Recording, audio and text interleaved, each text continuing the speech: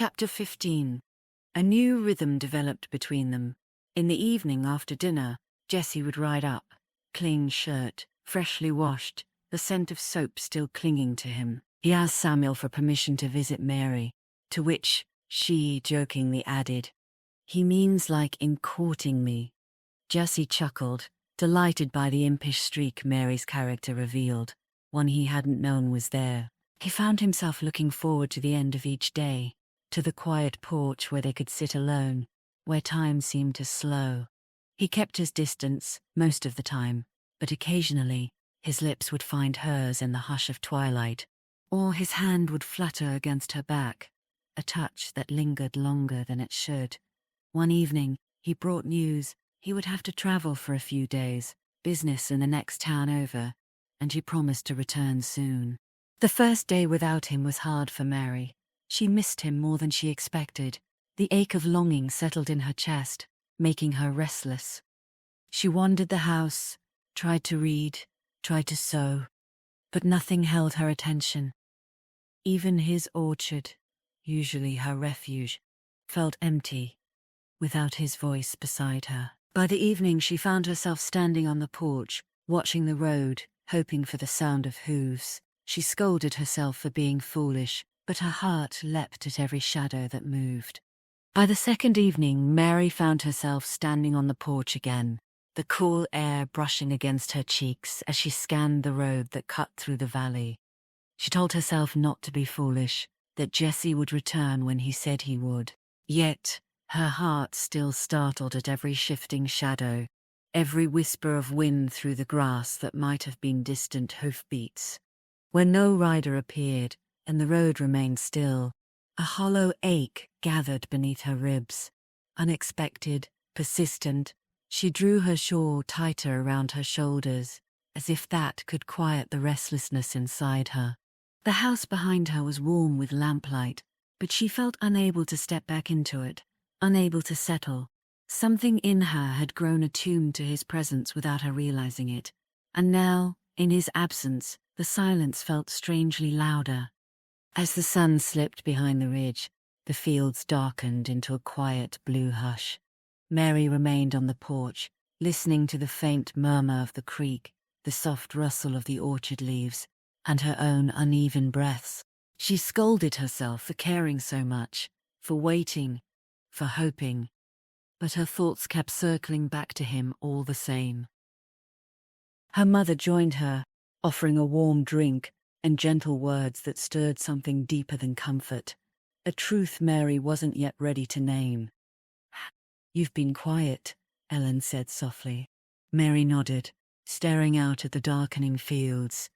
"He said he'd be gone 2 or 3 nights, but I didn't think it would feel like this." Ellen sipped from her cup, then placed a hand on Mary's arm. "It's all right to miss someone, you know, even if it surprises you." Mary's voice was low. "I didn't expect it to feel so hard, Ma. I've lived without anyone for so long. I thought I'd forgotten how to need." Ellen turned to her, her expression tender. "You haven't forgotten. You've just been protecting yourself. And rightly so. After everything you've lost, it makes sense that you'd build walls. But Mary..." She paused, choosing her words with care. "Hailing doesn't mean forgetting. It means remembering without breaking. It means letting love in again, even when it scares you." Mary looked down at her cup.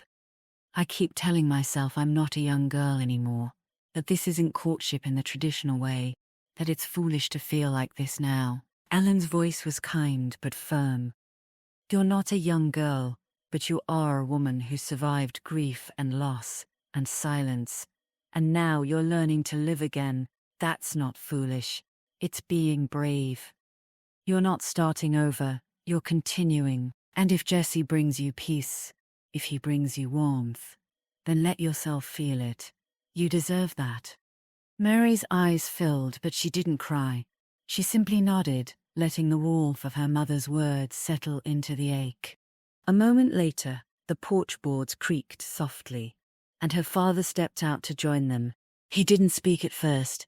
He just looked at Mary with the same steady tenderness he carried since the day he found her broken on her kitchen floor 6 years ago. He lowered himself onto the step beside her with a small grunt, the kind that came from years of hard work and weathered bones. For a long breath he said nothing.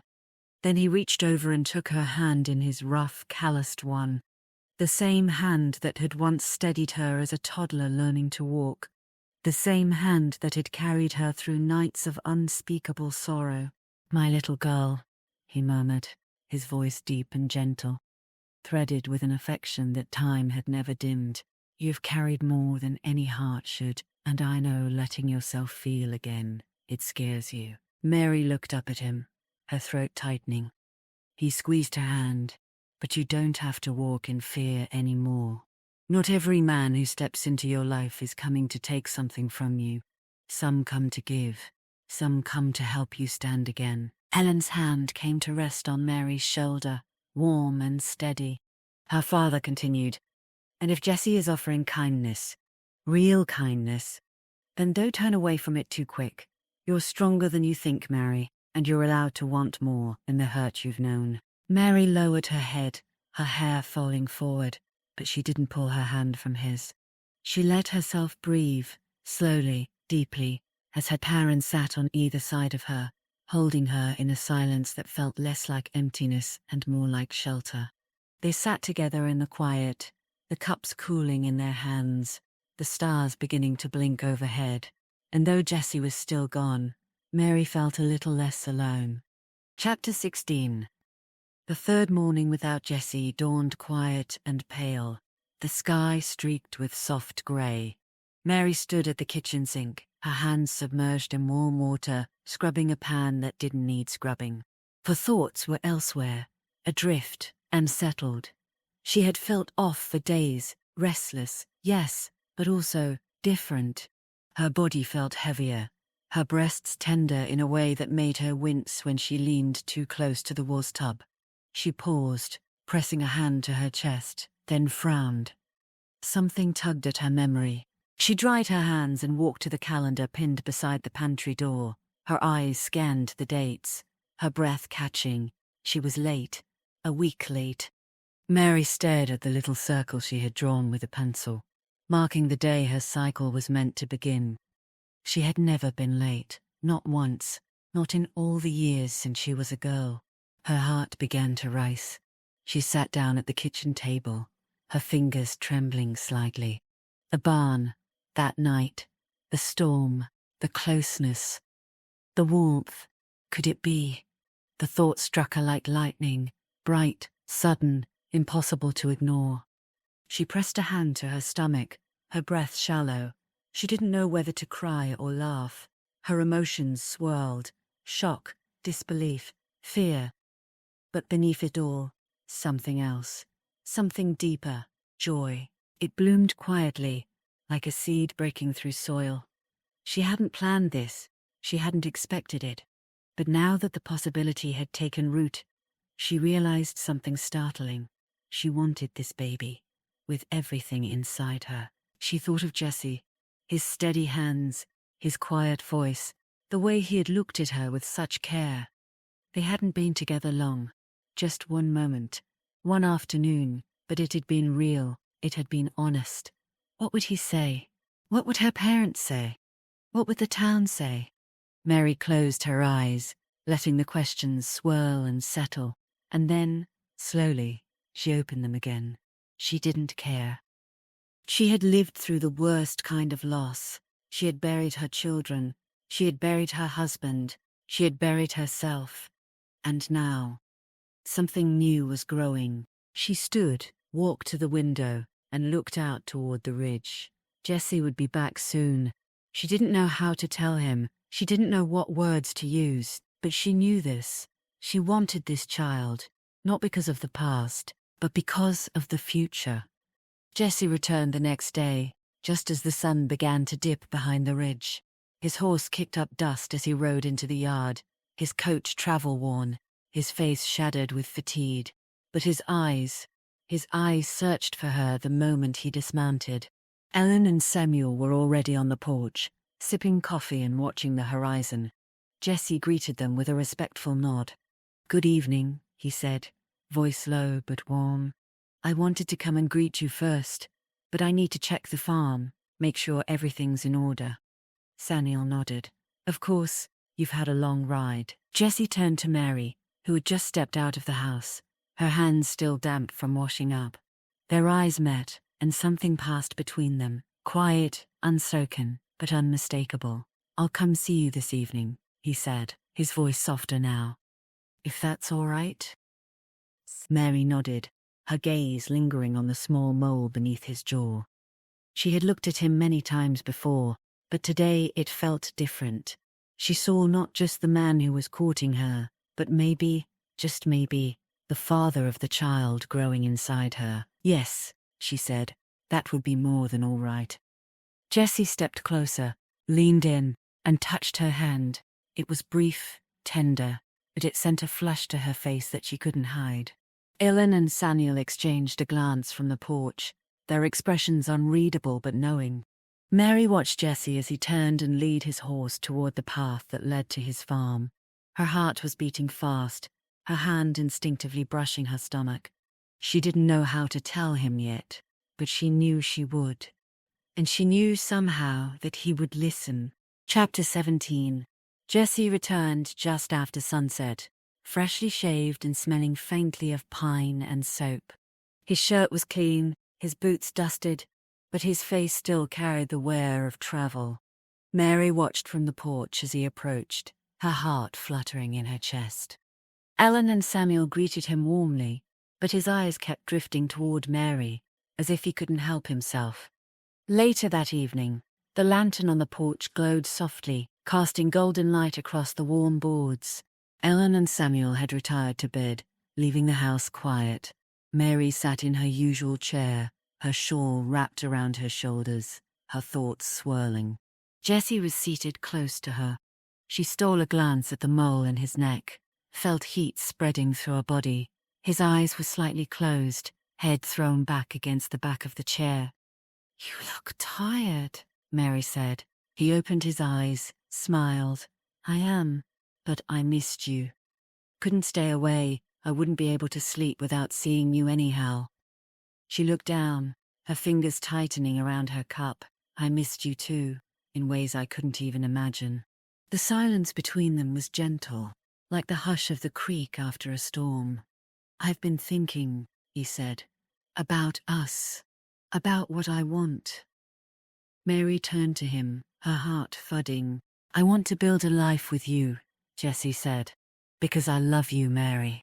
I didn't plan on telling you just yet, but I reckon I just can't hold it in anymore. She blinked, stunned by the words. He reached for her hand, holding it carefully. I know the farm might be too much, he continued. Too many memories, too much pain. That's why I've been looking for other opportunities.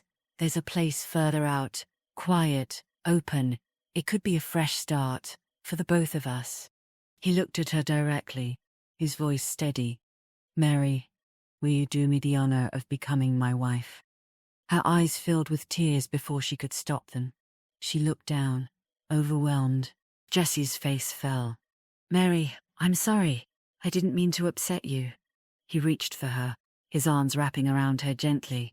If it's the farm, that's what I was trying to say. I'm looking at another place. I want this to be right for you. And I don't want to replace what you lost either, Mary. I know that your heart will always hold a place for Jacob, Benji, and Emily. I respect that, and I understand. Mary shook her head, her voice trembling. No, I'm not sad. She pulled back just enough to look at him, her eyes shining. I'm not sad, she repeated, her voice trembling. I'm happy. I need to tell you something. The lantern flickered gently between them, casting soft shadows across the porch. The air was cool, tinged with the scent of rain and pine. Jessie leaned closer, concern etched into his brow, his arms still wrapped protectively around Mary. He pulled back just enough to see her face, his eyes searching hers. What is it, Mary? You can tell me anything. Mary exhaled slowly, her hand instinctively resting over her stomach. I think I'm pregnant, she said softly. The words hung in the air, fragile, powerful, irreversible. Jessie blinked, stunned, Pregnant, he echoed, barely above a whisper, as if trying to make sense of it. Then again, louder, his voice cracking slightly. Pregnant. This time, it was a question. Mary nodded, her eyes locked on his, searching for reassurance, for understanding. For him. The silence stretched, thick and uncertain. The wind rustled the leaves overhead, but neither of them moved. Mary hadn't expected this reaction. Her chest tightened, doubt creeping in. Was he afraid? Was he pulling away? Jesse's voice came, low and rough, like it had been dragged from somewhere deep inside him. Mary, how sure are you? I mean, do you know for sure? He didn't sound like himself. The steadiness she had come to rely on was gone, replaced by something raw and shaken. Mary turned to him, her resolve gathering, but the words faltered. Jesse was staring at her, not with fear, not with anger, but with wonder, with disbelief, like he was witnessing something miraculous and terrifying all at once. His breath caught, and he leaned in closer, eyes locked on hers. "You're really?" A whisper, heavy with awe. She nodded, more firmly this time. Jesse exhaled, a sound that was part laugh, part gasp. His arms pulled her closer to him. "I don't know what I expected," he murmured, "but it wasn't this." His brow nearly touched hers now, his arms tightening around her. Mary's voice trembled. "Jesse, do you want this?" She needed to be sure. Jesse didn't hesitate. "Nothing more," he said with quiet conviction. "You and our baby. All of it." Then a sober thought crossed his face. "And you, Mary, is this what you want, also?" She looked at him, her voice steady now. "At first, I wasn't sure how to feel," she admitted. "But then I realized I'm happy, really, really happy. Deep down, I want this child, I want this life, and I want you." Jesse was quiet, absorbing the weight of her words.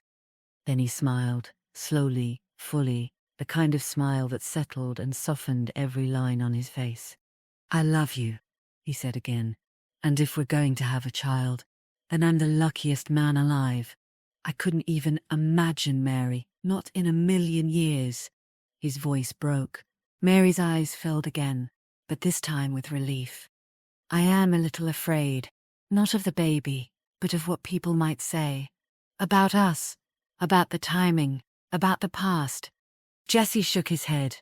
"Let them talk, let them wonder. We've lived through worse. We've earned this joy." She nodded, her voice quiet. "I love you, Jesse. And the farm. It doesn't haunt me anymore, not like it used to. The soil still holds pain, yes, but it holds laughter too. Jacob's dreams, my children's footsteps, and now, maybe something new." Jesse leaned forward and kissed her forehead, then rested his against hers. "We'll build something together. Wherever you feel safe, wherever you feel peace." Mary closed her eyes, letting the moment settle into her bones. "I do feel peace, with you, Jesse. I feel lost without you." They sat in silence, the lantern light flickering above them, the night wrapping around the porch like a blessing. Mary leaned into Jesse's shoulder, her hand resting gently on her stomach, and he held her as if anchoring them both to something steady and real. She traced the mole in his neck with her index finger, marveling at how familiar he felt. They remained on the porch long after the lantern's flame began to dim, wrapped in silence and the soft rhythm of the night. Words felt unnecessary now. The truth had been spoken, and it had settled between them like a seed in fertile ground. Grief had brought them together, but love would carry them forward. The past had not vanished. It lingered in the quiet, in the creak of the porch boards, in the scent of the trees drifting on the breeze. But it no longer held them captive. It had become part of the soil beneath their feet, part of the story they were still writing. The soil had soaked up sorrow, years of it, layered like sediment beneath the grass. It had held the weight of loss, the silence of mourning, the fixed steps of children who would never grow old. But now, as the wind stirred the trees and the creek whispered nearby, Mary understood something deeper. The soil did not only remember pain, it remembered laughter, it remembered love, and it had begun to offer something new. Beneath the same earth that once held her grief, life was stirring again. Love had returned to the soil, and something miraculous had taken root. The end.